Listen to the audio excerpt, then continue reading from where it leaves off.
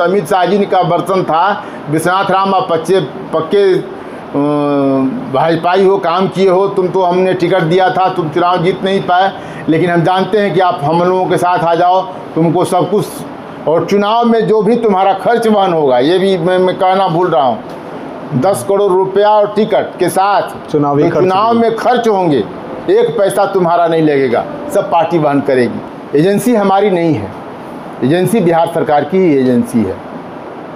इसलिए मैं बिहार सरकार पर लाछन लगा रहा हूँ कि बिहार सरकार की जो काम करने की गुणवत्ता है वो ठीक नहीं है।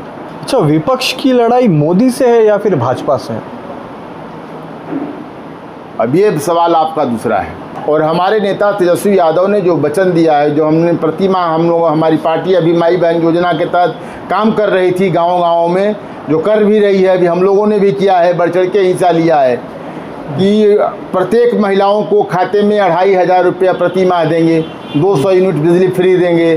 कि हमने दलित होने के बाद भी आज तक किसी ब्राह्मणों को, आज तक किसी भूमिहारों को, आज तक किसी राजपूतों को, आज तक किसी यादवों को हमने हरिजन एक्ट की पैरवी नहीं की। लेकिन आपने अभी थोड़ी देर पहले ये बताया कि जदयू और जब भाजपा एक साथ हो जाती है तो सुशील कुमार मोदी इसको मतलब इस चीज़ को लेके खासा नाराज़ दिखे थे, जैसा कि आपने बताया कि दूरभाष पे बात भी हुई थी। तो इस प्रोस्पेक्ट में इस पे आप क्या कहना चाहते हैं? मतलब ये सच्चाई थी या फिर बस एक बात की बात है? ये नहीं, सच्चाई थी। सुशील मोदी हमें चाहते थे कि राजपुर से विश्वनाथ राम चुनाव लड़े। स्वागत है आप सभी लोगों का हमारे आज के नए पॉडकास्ट में। तो आज के हमारे गेस्ट हैं राजपुर विधानसभा से कांग्रेस के एमएलए, इनका नाम है श्री विश्वनाथ राम जी, जो कि वर्तमान में विधायक भी हैं, जैसा कि मैंने आपको बताया है। तो आज हम लोग बात करने जा रहे हैं विश्वनाथ राम जी से। नमस्ते सर, आपका बहुत बहुत स्वागत है हमारे चैनल पे। आज हम लोग सारी कहानी सुनेंगे विश्वनाथ राम जी की जुबानी। तो सबसे पहले मेरा सवाल है आपसे कि आपका पॉलिटिकल करियर कैसे शुरू होता है? धन्यवाद आपको। मेरे पिताजी विधायक रहे, उनके साथ हम लोगों का राजनीतिक जनता की सेवा की भावना से हम लोग लगे रहे, जनता की सेवा करते रहे। पहले हम भारतीय जनता पार्टी के तले हम काम करते रहे, प्रदेश के लेकर विभिन्न राष्ट्रीय मोर्चाओं में हमने काम किया। फिर 2015 में भारतीय जनता पार्टी के सिंबल पर राजपुर विधानसभा से हम चुनाव लड़े। दुर्भाग्यवश हम चुनाव नहीं जीत पाए, लेकिन हमने राजनीति भारतीय जनता पार्टी से शुरू किया है। मतलब आप ये कहना चाहते हैं कि जितना भी आप राजनीति सीखे हैं वो बीजेपी के वजह से सीखे हैं, पहले और उसका एग्जामिनेशन आप कांग्रेस में आके कर रहे हैं? जी।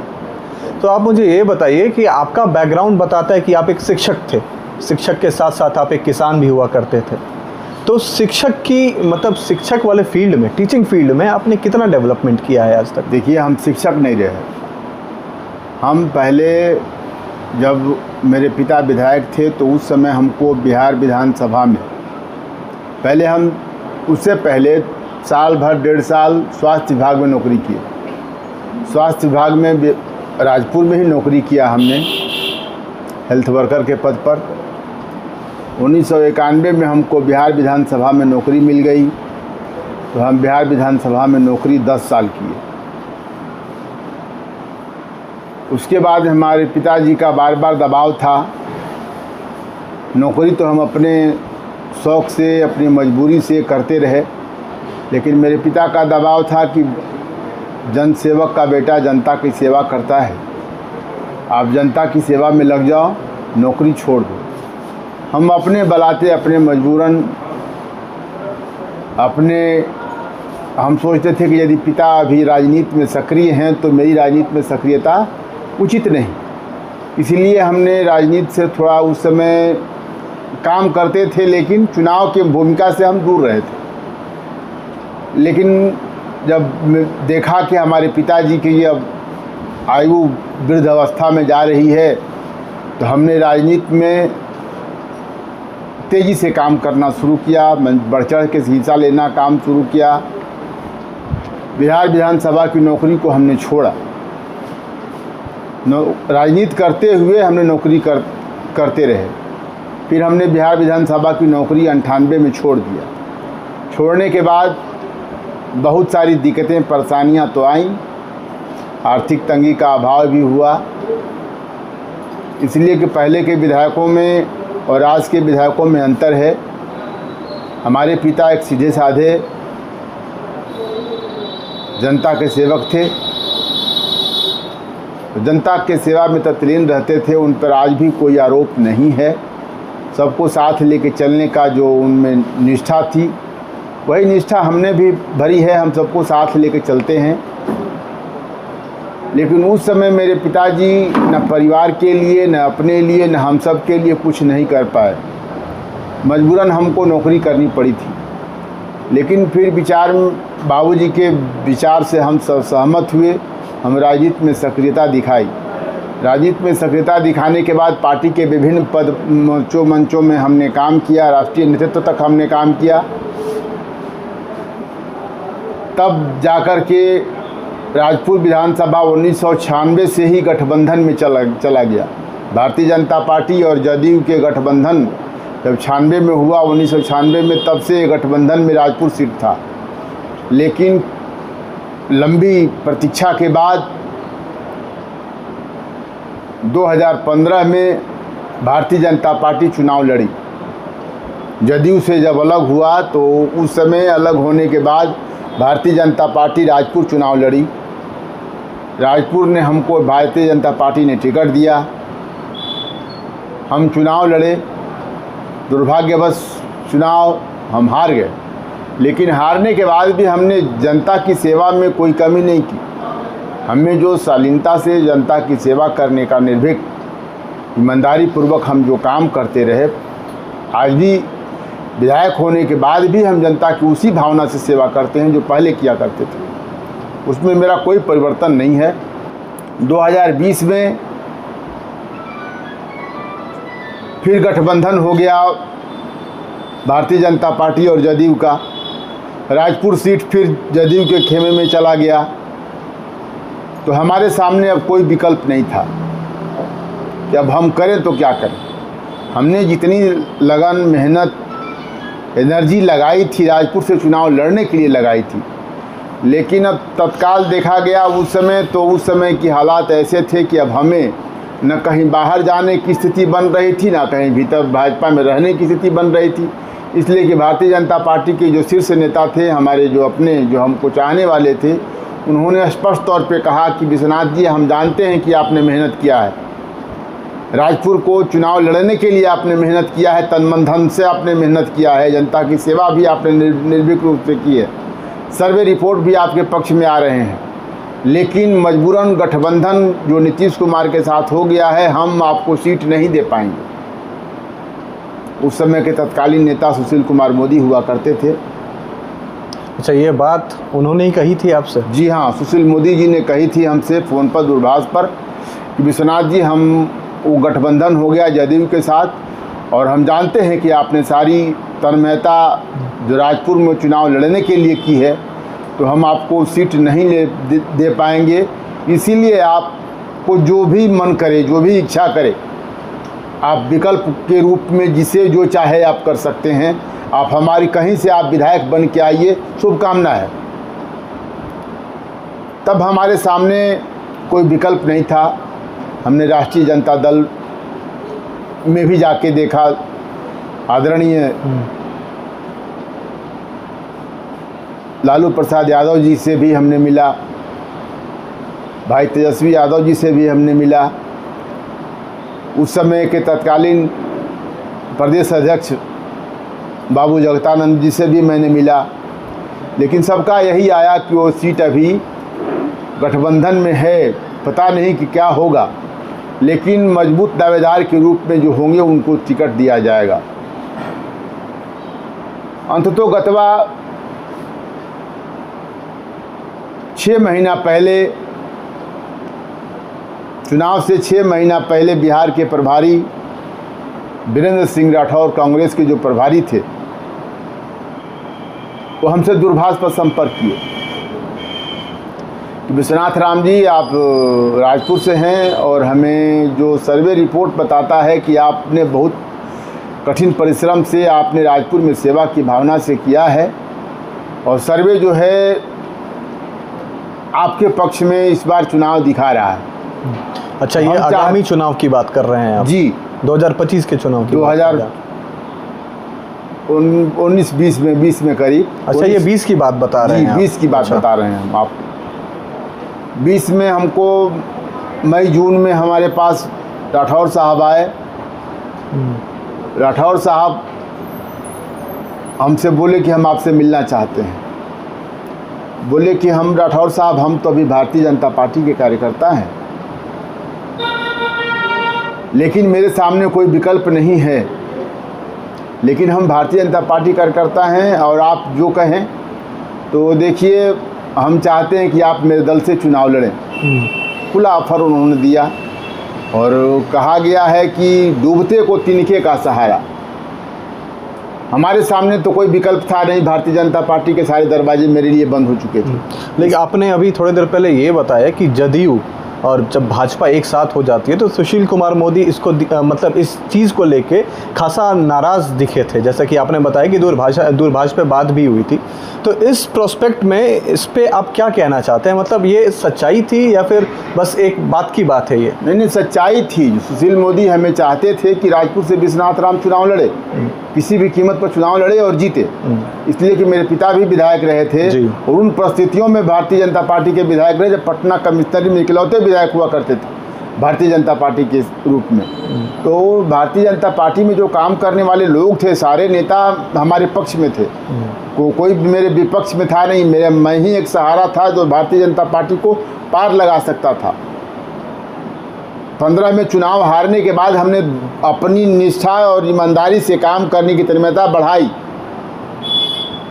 ताकि हम 20 में किसी तरह, किसी भी हाल में हमें चुनाव जीतना है, उस लिहाज से मैंने काम किया। लेकिन सुशील मोदी जी जब हमने स्पष्ट बता दिया, हमारे नेता बहुत सारे जो संगठन को देखते हैं उन्होंने हमें स्पष्ट तौर पर कह दिया कि जदयू राजपुर सीट छोड़ने को तैयार नहीं है। उस स्थिति में विश्वनाथ जी, आपके सामने हम लोग बांध के नहीं रखना चाहते, इसलिए कि आपने मेहनत किया है, हमने मेहनत आपको देखा है और राजपुर का सर्वे रिपोर्ट बताता है कि आपने मेहनत किया है, इसीलिए आप आज़ाद हैं, जो चाहे आप कर सकते हैं। तो हमारे सामने राठौर साहब का बात बार बार याद आती थी कि राठौर साहब ने हमको चैलेंज अवसर दिया है, उस अवसर को स्वीकार किया जाए। अंततोगत्वा हमारे सामने उस समय हमने बात किया, स्वीकार कर लिया कि ठीक है सर, हम चुनाव लड़ने के लिए तैयार हैं। कहा गया कि ठीक है, आपको हम सूचना देंगे। उस समय तो मोदी लहर चल रही थी पूरे देश में। उस समय मोदी लहर चल रही थी। तो आपको थोड़ा सा भी शंका हुआ कि आप बीजेपी से कांग्रेस में जा रहे हैं, तो इससे हो सकता है कि आपके इमेज को, आपके पर्सनालिटी को इससे प्रभाव पड़े? देखिए, हम किसी की लहर नहीं मानते, जनमत में लहर होती है और जनमत जब लहर पैदा करती है, जनता जो लहर पैदा करती है, वही लहर सब काम करता है। मैं बता दूं कि 2015 में भी मोदी लहर थी। उस समय हम चुनाव भारी अंतर से चुनाव हारे, जब मोदी लहर चल रही थी। उस समय आंधी चल रही थी, यूँ कहें कि मोदी की आंधी चल रही थी। उसके बाद भी हम लोग राजपुर से चुनाव हारे और 20 में भी उनकी नरेंद्र मोदी की आंधी चल रही थी, लेकिन उसके विपरीत भी हमने वहाँ के एनडीए गठबंधन को, उन एनडीए प्रत्याशी को हमने भारी मतों से हराया। जबकि तत्कालीन परिवहन मंत्री उस समय के हुआ करते थे बिहार के, उनको हमने 23,000 वोटों से हराया। तो जनता के हाथ में लहर है, लहर किसी के नेताओं के हाथ में नहीं है। हम यही मान के चलते हैं कि जब जनता अपना ऊर्जा बना लेती है, मन बना लेती है, तो वही लहर काम करती है। सभी नेताओं की लहर, सभी पार्टियों की लहर ताक पे रह जाती है। अच्छा, आप ये मानते हैं कि नहीं, अगर मोदी लिया जाए तो चुनाव इंसान जीत जा रहा है, और वहीं राहुल गांधी का नाम लेता है तो इंसान चुनाव जीत जीत के करीब भी नहीं पहुंच पाता है? इस बात को आप कैसे स्पष्ट कर पाएंगे? देखिए, हमने पहले ही कहा कि जनता में जो ताकत है, वही ताकत हमारे नेता राहुल गांधी जी आज जितना परिश्रम कर रहे हैं, जितनी ऊर्जा एनर्जी लगा रहे हैं अपने पार्टी को लेकर के और देश को लेकर के, नरेंद्र मोदी को ईंट का जवाब पत्थर से दे रहे हैं। तो उनमें जो ऊर्जा लगी है, पहले उस समय जब हम 20 में चुनाव लड़े थे उतनी ताकत नहीं थी, जिससे काम नहीं करते थे, लेकिन फिर भी हमने उनके पार्टी का एक सेवक के रूप में, सिपाही के रूप में हमने काम किया और काम करने चुनाव लड़ा। चुनाव लड़के सबको जनता का आशीर्वाद, भरपूर सहयोग जो हमने पाया। राजपुर की जनता, देवरूपी जनता को हम चरण छू के अभिनंदन करते हैं। उन्होंने इस गरीब विश्वनाथ को एक विधायक बनाया, इसलिए देवरूपी जनता को हम सबसे पहले प्रणाम करते हैं कि उन्होंने विपरीत परिस्थितियों के बावजूद भी, उस समय मोदी लहर चल रही थी, उसके बाद भी विश्वनाथ राम को एक सेवक चुना और भारी मतों से उस समय के परिवहन मंत्री को हराया। तो राजपुर की जनता जो है देवरूपी जनता है और संगठन में और समय समय पर परिवर्तन करने की क्षमता राजपुर में है। राजपुर हवा के विपरीत भी चलती है। जब कांग्रेस की लहर चल रही थी, एक समय जब कांग्रेस की लहर चल रही थी, तो उस समय भी मेरे पिताजी विधायक रहे, भारतीय जनता पार्टी के सिंबल पर विधायक चुने गए। तो उस समय देश में कांग्रेस की लहर चल रही थी, लेकिन विपरीत परिस्थितियों ने, राजपुर की जनता ने हमारे पिताजी को, रामनारायण राम को विधायक बनाने का काम किया। तो हमने कहा कि राजपुर की जनता निर्णय लेने में कोई जवाब नहीं, राजपुर की जनता देवरूपी जनता है। परिवर्तन की लहर होती है, जब उसको निर्णय लेना होता है तो निर्णय अपने आगे बढ़ चढ़ के राजपुर की जनता हिस्सा लेती है और समर्थन करती है और जनता को, सेवक को आशीर्वाद देती है। तो हमने, जो मेरे पिता भी 2 बार विधायक रहे, तो उस दौरान जब विधायक रहे, जब भारतीय जनता पार्टी का कोई, यूँ कहें कि कोई मजबूत जनाधार नहीं था। 80 में तो भारतीय जनता पार्टी का गठन हुआ, तो उस समय केवल 2 ही सांसद हुआ करते थे। 85 में अटल बिहारी वाजपेयी और लाल कृष्ण आडवाणी जी वगैरह हुआ करते थे। उसके बाद तो बाद में पार्टियों ने अपना विचार बदला। जनता ने, आज जो लहर मोदी जी की है, वो लहर उस समय नहीं हुआ करती थी, उसमें किसी की लहर नहीं थी। उस समय के नेता अटल बिहारी जी हुआ करते थे, लेकिन अटल बिहारी जी के नेतृत्व में मेरे पिताजी ने चुनाव लड़ा। तो राजपुर की जनता को हम सैल्यूट करते हैं कि देवरूपी जनता को, उन्होंने हमेशा एक अलग ऊर्जा, अलग पहचान दिखाई है राजपुर की जनता ने। तो हम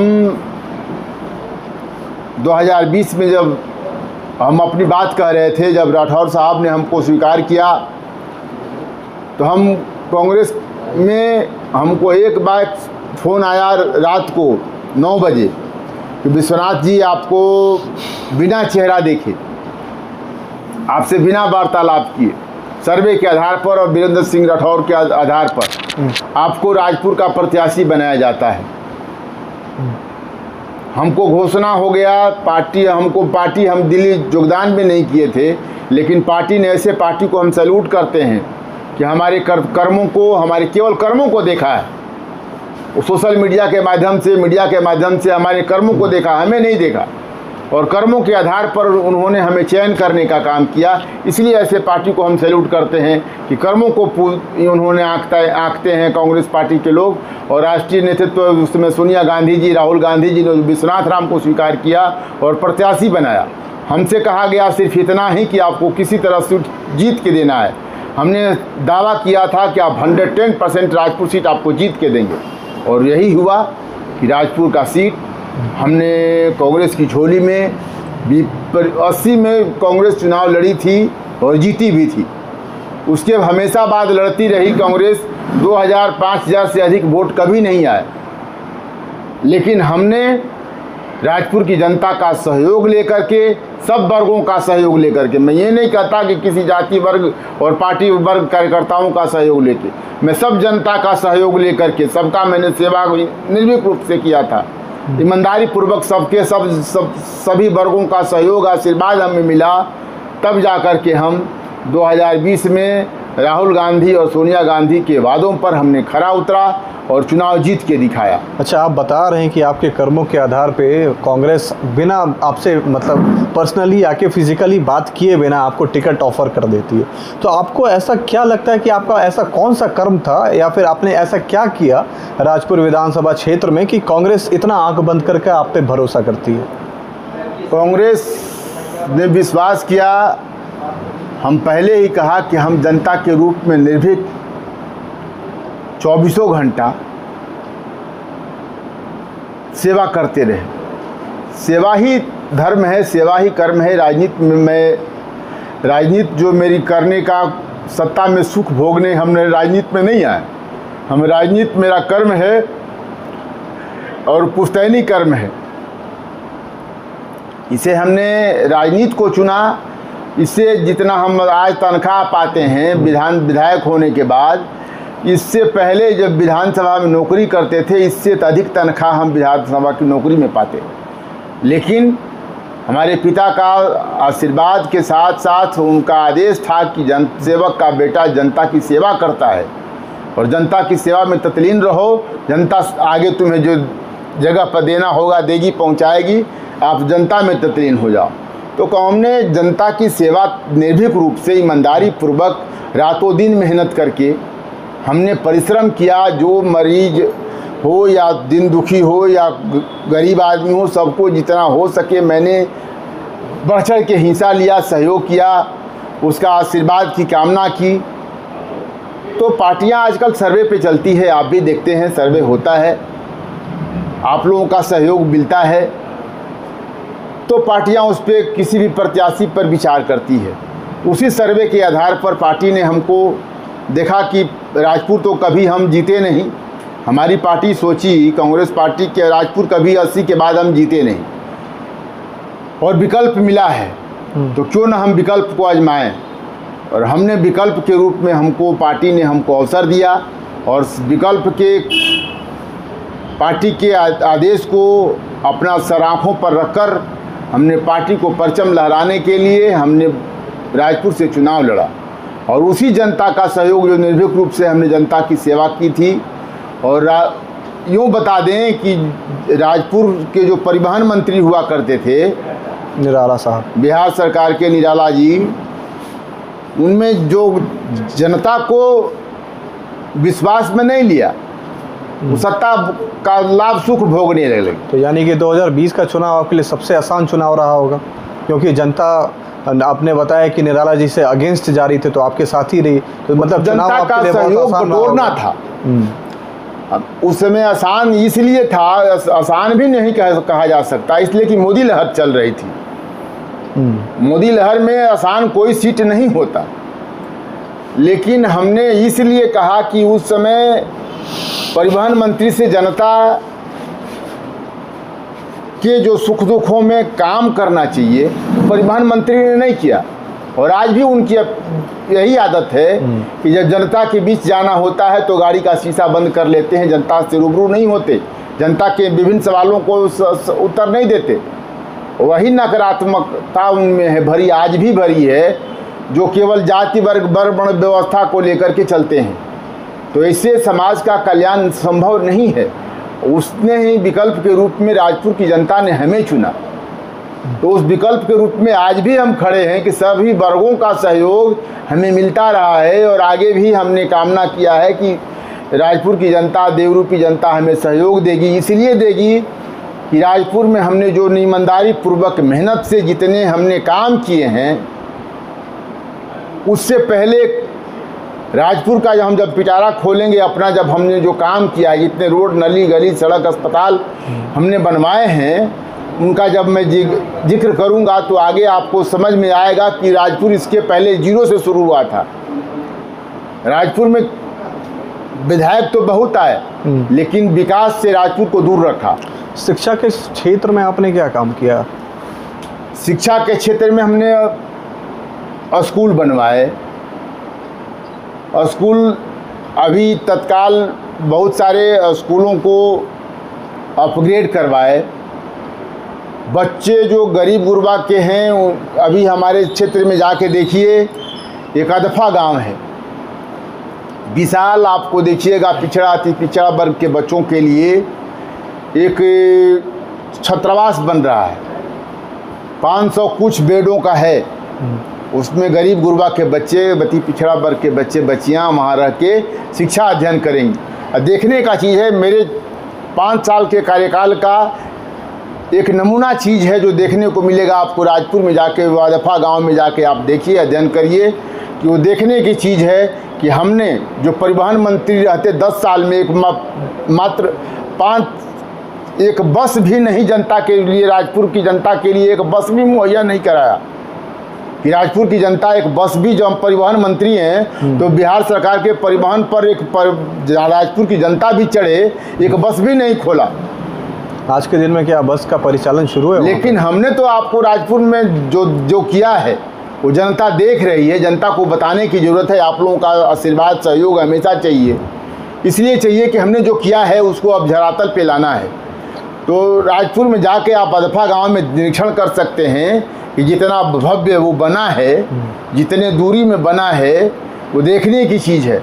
इसके पहले के लोग इस पर ध्यान नहीं देते थे। तो हमने अति पिछड़ा वर्ग के दुखों को समझा है, उनके बच्चे बच्चियों को दुखों को समझा है। दलित समाज के लिए यहाँ कई हॉस्टल, 2 हॉस्टल यहाँ बन रहे हैं।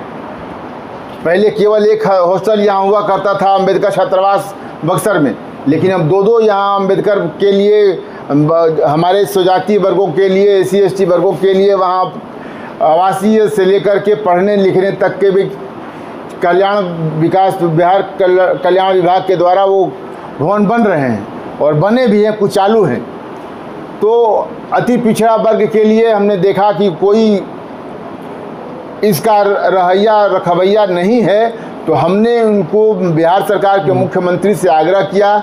बिहार विधानसभा में हमने क्वेश्चन किया, सरकार ने स्वीकार किया। तो उसके जवाब के रूप में आज जाके आप दे सकते हैं तो भवन बन के तैयार है, उसका इसी वर्ष शुभारंभ होगा।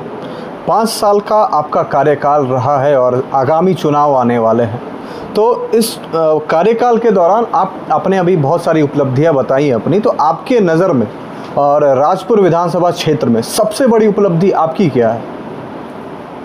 देखिए, हमने यूँ कहें, सबसे पहला और बड़ा काम राजपुर में जनता का सम्मान कहिए, जनता का सम्मान। मैंने चुनाव के दौरान ही संकल्प खाया था कि राजपुर की जनता का मान और सम्मान कभी झुकने नहीं देंगे। तो हम इसलिए कहते हैं कि राजपुर की जनता के लिए हम विकट परिस्थितियों के बाद भी, हमें भारतीय जनता पार्टी के लोगों, विधायकों ने, मंत्रियों ने, नेताओं ने हमें भी खरीदने का अवसर बार बार उन्होंने दबाव दिया। उन लोगों को जिज्ञासा थी कि विश्वनाथ राम भाजपा से गया है तो फिर भाजपा में वो पैसे के लोभ पर, गरीब गुरबा है तो पैसे के लोभ पर ये भाजपा में आ जाएगा। लेकिन हमने राजपुर की जनता के सम्मान के लिए हमने पैसे को ठुकराया और फिर जिस पार्टी में रहकर हमने राजपुर की जनता की सेवा की। हमने कभी पैसे का मुंह नहीं देखा कि पैसे को हमेशा हमने तिरस्कृत किया है और जनता की सेवा मेरे लिए सर्वोपरि रहा है। इसलिए हमने निर्भीक तौर पर जिस संगठन में हम हैं, जिस पार्टी में हैं, जिस गठबंधन में, सबको हमने इज्जत बराबर का दिया है और कोई भी समाज का हो, सबको हमने सम्मान के साथ दिया है। और सबसे बड़ा चीज़, काम तो छोटे बड़े होते हैं, कोई किंतु परंतु होता है, कोई किसी समाज का लाभ होता है, कोई किसी वर्ग का क्षति होता है कामों में। लेकिन जो स्पष्ट है कि हमने कहा था कि चुनाव के दौरान कि सबका मान और सम्मान रहेगा, किसी का हम मान सम्मान झुकने नहीं देंगे। तो राजपुर की जनता के लिए सबसे बड़ी उपलब्धि रही है कि हमने दलित होने के बाद भी आज तक किसी ब्राह्मणों को, आज तक किसी भूमिहारों को, आज तक किसी राजपूतों को, आज तक किसी यादवों को हमने हरिजन एक्ट की पैरवी नहीं की। हरिजन एक्ट में किसी भी बड़े लोगों को नहीं फंसाया, जबकि पूर्व के परिवहन मंत्री 21 ऐसे केस हैं जिनकी उन्होंने पैरवी की और बहुतों को जेल में भेजने का काम किया। लेकिन हम समृद्ध समाज की कामना करते हैं और समृद्ध समाज की कामना के बल पर हमने सबको समर्थन दिया, सबका सहयोग लिया और सबका सहयोग किया भी। और उसी के बल पर मैं निर्भीक तौर पर कहता हूँ कि राजपुर की सेवा मैंने निर्भीक रूप से की है।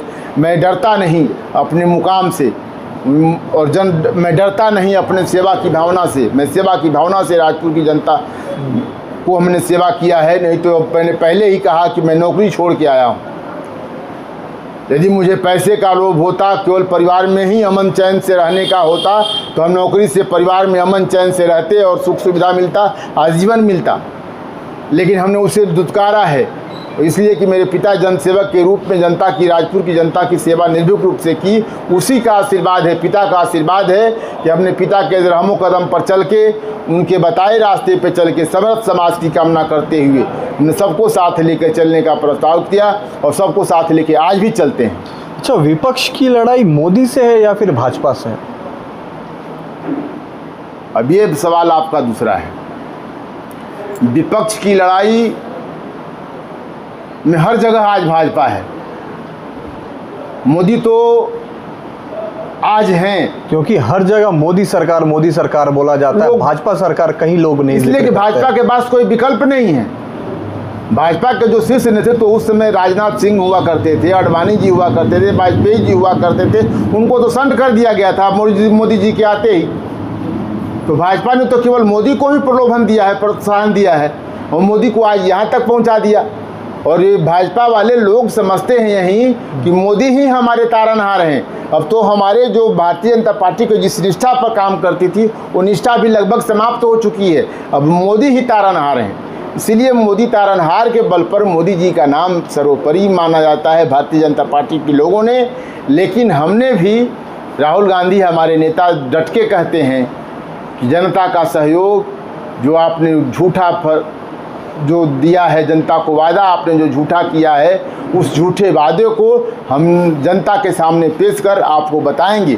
नहीं तो राहुल गांधी जैसे नेता हमारे मजबूत नहीं होते तो आप यदि आज हमारा देश, आज हम यूँ कहने के तैयार हैं कि हम जैसे लोग आज विधायक MP हैं, तो भारतीय जनता पार्टी यदि 400 पार हो जाती तो निश्चित रूप से भारत का संविधान भी बदल दिया गया होता।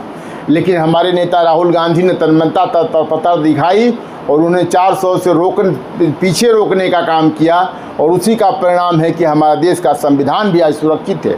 तो अभी राहुल गांधी ने SIR के ऊपर बहुत बड़ा सवाल उठाया। उन्होंने इलेक्शन कमीशन को भी टारगेट किया कि इलेक्शन कमीशन जो है वो किसी एक पार्टी के तरफ से काम कर रही है।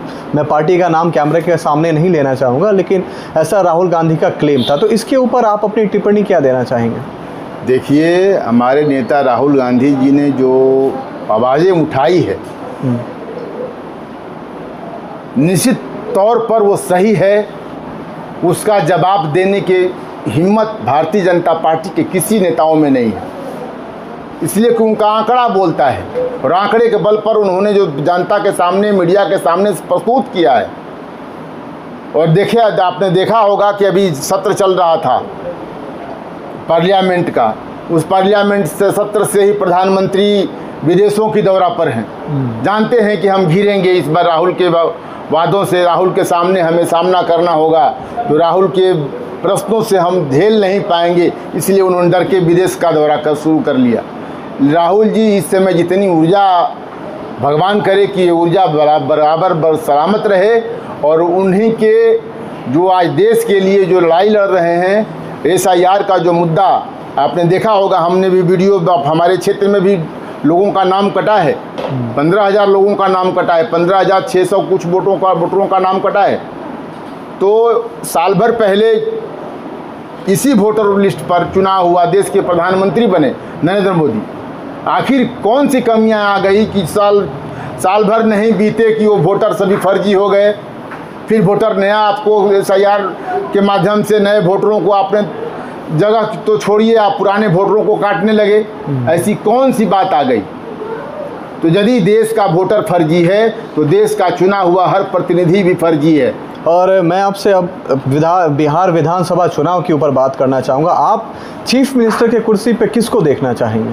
देखिए, हमारे महागठबंधन के नेता तेजस्वी यादव युवा चेहरा है, जो युवा चेहरा के तौर पर उन्होंने खुलेआम जनता के सामने कहा है कि हमारी जो सरकार 17 महीने जो उप मुख्यमंत्री के तौर पर थी, महागठबंधन के सरकार में हम लोग थे, तो उस समय जो हमारी योजनाएं चल रही थी, जो युवाओं को बेरोजगारों को नौकरी देने की, तो सबसे पहला मुद्दा हमारे राहुल गांधी जी आज देख रहे हैं कि विरोध में होने के बाद भी उन्होंने बहुत से बेरोजगारों को बिहार में भी आकर के रोज़गार देने का काम किया है। विभिन्न कंपनियों से बात करके टाई अप करके रोज़गार देने का काम किया है।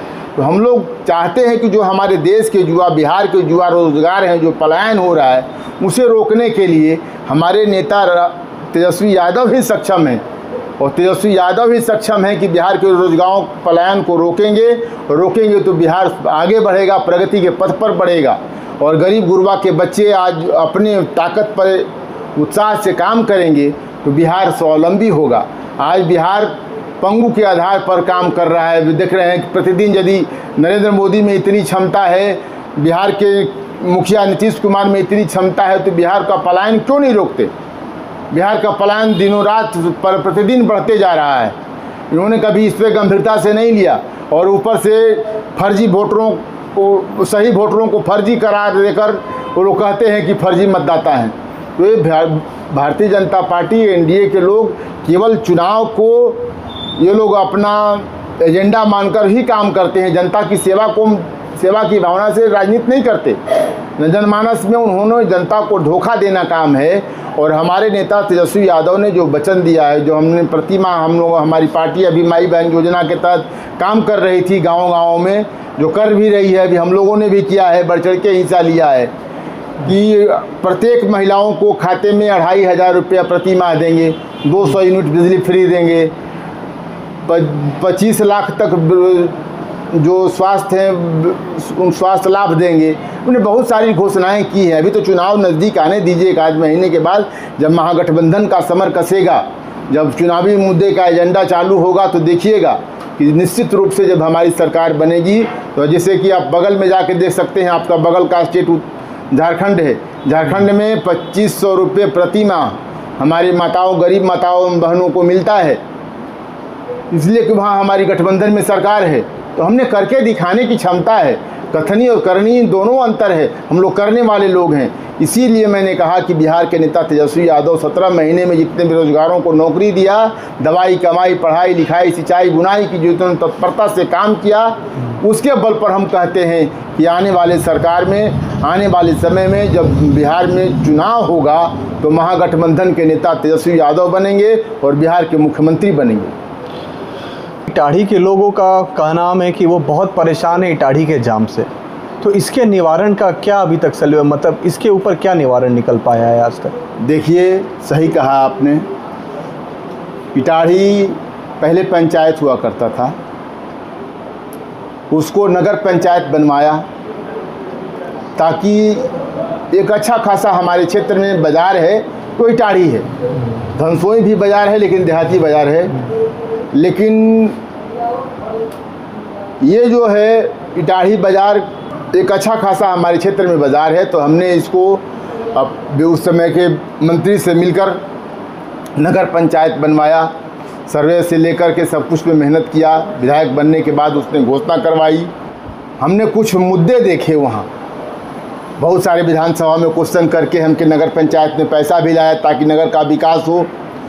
हमारे जो नगर के रहने वाले, पंचायत के लोग रहने वाले लोग हैं, साफ़ सुथरा इलाके में रहें, साफ़ सुथरे जगहों पर वास करें। इसके लिए हमने काम किया। बहुत सारे विधानसभा के क्वेश्चन करके बहुत सारे रुपया भी मैंने, करीबन 2 करोड़ रुपया मैंने लाया विधानसभा में क्वेश्चन करके नगर की इटाढ़ी नगर पंचायत को विकास के लिए। वो काम भी हुए। मेन समस्या वहाँ की थी पानी की, जो आज इटाढ़ी बाज़ार जो केवल मेन रोड से गुजरिएगा तो अभी की हालात हैं कि पानी की समस्या थी। हमने विधानसभा में क्वेश्चन करके, और उस समय के पीडब्ल्यूडी मिनिस्टर विजय सिन्हा जी हुआ करते थे, विजय सिन्हा जी से मिलकर, और उप मुख्यमंत्री भी थे, तो हमने उनसे मिलकर कहा कि हमारे क्षेत्र के इटाढ़ी को ऐसे ऐसे संकट हो रहे हैं और आपका आशीर्वाद की ज़रूरत है, आप आशीर्वाद दीजिए। तो विजय सिन्हा जी से मैंने पहले ही कहा है कि भारतीय जनता पार्टी में मैंने काम करने का लाभ इतना मिलता है कि भारतीय जनता पार्टी के जो भी मंत्री हैं, बखूबी हमें मित्रवत हो या चाहे भाईचारे के नाते हों, सभी लोग मुझसे बाय नेम परिचित हैं, मेरे कर्मों को, मेरे बातों को मानते हैं। इसीलिए उन्होंने, विजय सिन्हा जी ने स्वीकार किया और तुरंत उसे 2 करोड़ कुछ रुपया दोनों तरफ नाला और रोड, 1.5 किलोमीटर रोड बनाने के लिए उन्होंने स्वीकृति प्रदान की। मंत्रिमंडल का, सरकार का जो काम था वो तो होगा, लेकिन जिन ठेकेदारों को मिला, एजेंसी, जिस एजेंसी को मिला, वो एजेंसी सही मायने में ईमानदारी पूर्वक काम नहीं कर रही। एजेंसी हमारी नहीं है, एजेंसी बिहार सरकार की ही एजेंसी है। इसलिए मैं बिहार सरकार पर लाछन लगा रहा हूँ कि बिहार सरकार की जो काम करने की गुणवत्ता है वो ठीक नहीं है। यदि ठीक होती तो जितना दिन से इटाढ़ी का नाला का काम लगा है, दोनों तरफ नाला और रोड का निर्माण करना था, जितना दिन से काम वो लगा है उतना दिन में तो हम समझते हैं कि बहुत दूर तक नाला जा चुका होता है और रोड बन चुके होते। बहुत सारे उसके दरमियान भी हमने, हमारे क्षेत्र के सैकड़ों रोडों को हमने बनवाया है, लेकिन इसमें जो एजेंसी काम करने वाली है वो लच्चर है, वो बाहर की एजेंसी है, वो ठीक ढंग से काम नहीं कर रही।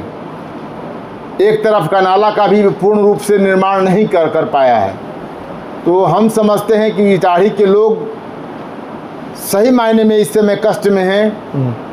हम लोग भी जाते आते हैं, प्रतिदिन जाते आते हैं, ऐसा नहीं कि हम लोग कभी कदाल जाने वाले लोग हैं।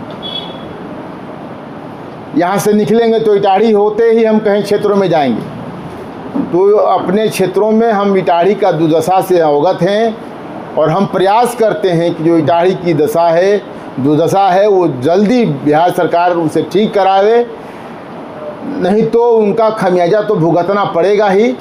तो मैं एजेंसी को गलत मानता हूँ, एजेंसियाँ काम करने में गुणवत्ता से नहीं दिखा रही है। बिहार सरकार भी इसके प्रति लापरवाह है, जो उत्सुकता से काम नहीं कर रही है। लेकिन आपका सवाल सही है कि इटाढ़ी की जो बदहाली है और रोड और नाले को लेकर के है, लेकिन उसके बाद भी नगर पंचायत के तहत जो अभी जो रोड खराब हैं उसका हमने शिलान्यास किया है। कुछ रोड बनने वाले हैं, अब काम लगने लगेंगे। कुछ रोडों में टेंडर हो चुका है, 3-4 रोड का हमने स्वीकृति दिया था, 3-4 रोड काम लगने वाले हैं। मेरा आपसे अब आखिरी सवाल है विश्वनाथ जी, कि जैसे कि आपने बताया कि आप पहले भाजपा में थे, फिर भाजपा के आप पक्के सिपाही भी थे, आपने ये बताया, तो फिर आप आते हैं कांग्रेस में और कांग्रेस के भी पक्के सिपाही बन जाते हैं। लेकिन इस आगामी चुनाव में अगर भाजपा या फिर जदयू, जो भी उनकी जो मिली सरकार है, डबल इंजन सरकार है, अगर वो आपको सीट ऑफर करती है तो क्या आप इस गठबंधन की सरकार को छोड़ देंगे? मैंने पहले ही कहा है कि भारतीय जनता पार्टी के लोगों ने मुझे आर्थिक से लेकर सीट तक हमको दे रहे थे। मैं आगामी चुनाव की बात कर रहा हूं। हम आगामी चुनाव की बात कर रहे हैं जी। अभी 6 महीना पहले जब हम लोगों को, हमारे विधायकों को, सभी लोगों को पार्टी ने हम लोगों को हैदराबाद भेजा था, जिस समय विधायक टूटे थे, हमारे भी पार्टी के 2 विधायक टूटे हैं। तो भारतीय जनता पार्टी को उम्मीद थी कि विश्वनाथ राम भाजपा से आए हैं, ये भी टूट जाएंगे, गरीब आदमी हैं, बिक जाएंगे। तो हमारे सामने टिकट, हमारे सामने पैसा का भी 10 करोड़ रुपया का भी ऑफर दिया गया था, लेकिन दोनों को हमने ठुकराया। इसलिए कि हम जहां काम करते हैं वो मेरी निष्ठा काम करती है, उस निष्ठा के बल पर हमारे आज के कांग्रेस पार्टी में हमारी निष्ठा है। और बढ़ते दम तक जो कांग्रेस ने मुझे मान सम्मान दिया है, मरते दम तक, जब तक मैं राजनीति में जिंदा रहूँगा, तब तक कांग्रेस की तिरंगा से लपेट कर ही शमशान घाट पहुँचूँगा। लेकिन बीच में कोई रास्ता नहीं, मेरे लिए कोई ऐसा समझौता नहीं जो हम जनता के, मैंने पहले ही कहा था कि संकल्प जो हमारा है जनता के वादों पर खरा उतरना है, जनता के सम्मान के लिए खड़ा उतरना है। तो जनता के वादों पर हम खरा उतरने के लिए किसी से समझौता करने के तैयार नहीं है। जनता, हमारी राजपुर की जनता भगवान है, उसके कर्मों पर, उसके निष्ठाओं पर हम कभी पानी फेरने का काम नहीं करेंगे। हम बिकने वाले नहीं हैं। हमको भारतीय जनता पार्टी ने तो 10 करोड़ रुपया और टिकट कन्फर्म दोनों हमको घोषणा किया था, लेकिन हमने कहा, अमित शाह से बात करवाए थे सम्राट चौधरी जी प्रदेश अध्यक्ष हुआ करते थे, हमने कहा कि आप हमारे पार्टी में हमसे जूनियर हैं।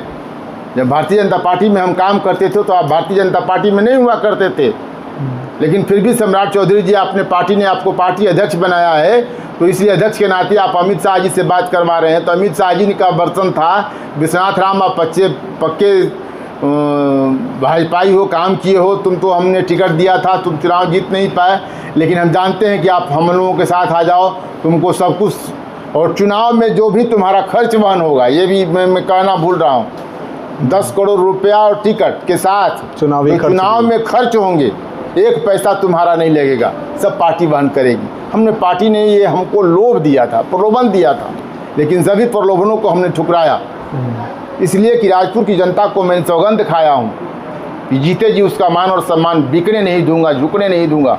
उसी सम्मान के बल पर मैं कहता हूँ कि मैं राजपुर की जनता, देवरूपी जनता का सम्मान करता हूँ कि उन्होंने मुझे जिस परिस्थितियों के बाद भी मुझे चुना है, उसी विश्वास में मैं खड़ा रहकर राजपुर की जनता की मैं सेवा करूंगा। चलिए, बहुत बहुत धन्यवाद विश्वनाथ राम जी, आपने अपना कीमती समय हमें दिया, और मैं उम्मीद करता हूं कि ये वीडियो और ये पॉडकास्ट आप लोगों को बेहद ही पसंद आएगा, और इससे जुड़े हुए जो भी सवाल हैं, आपके विश्वनाथ जी से रिलेटेड भी जो भी सवाल है, या फिर राजपुर विधानसभा से जुड़े जो भी सवाल है, वो आप कमेंट सेक्शन में डाल सकते हैं। और मैं इसी के साथ इस वीडियो को करता हूँ यहीं पे एंड। मिलते हैं अब किसी अगले वीडियो में, तब तक के लिए धन्यवाद देखने के लिए। धन्यवाद।